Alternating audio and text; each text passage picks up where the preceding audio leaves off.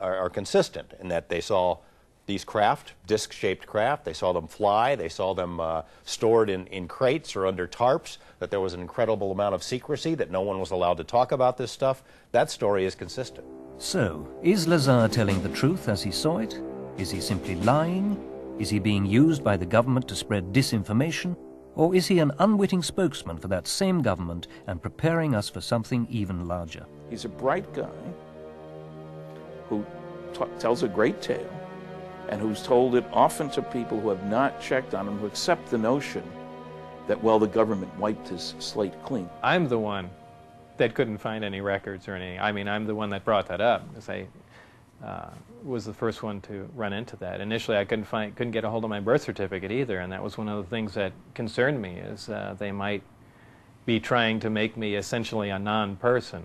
I'm satisfied that he did, in fact, work out there.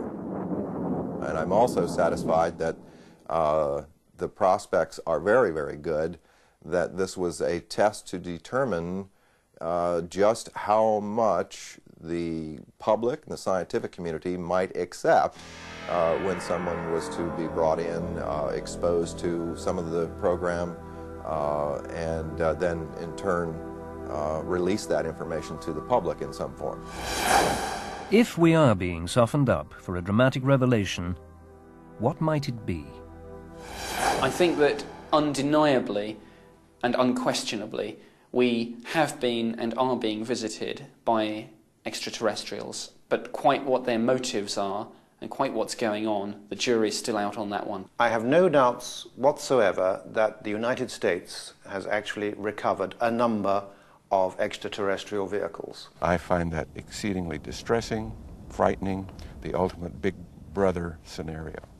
Because if this technology is real at all, it's a very, very powerful technology and should be in the public domain, not in a private domain.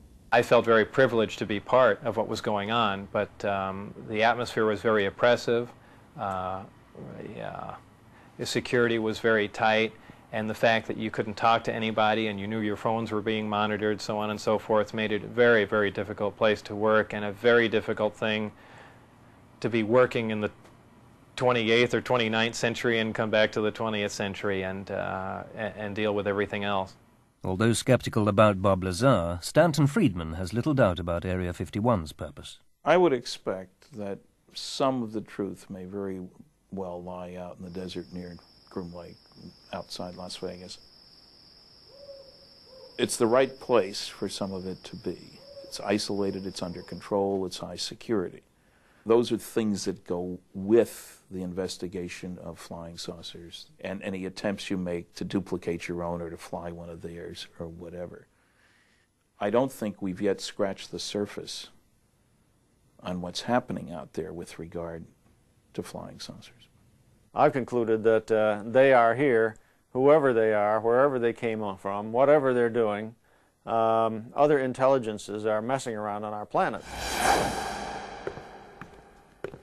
So, whether we believe Lazar's story or not, given the testimony of all these witnesses, scientists, theorists, and dreamers, are we now to believe that aliens are indeed among us?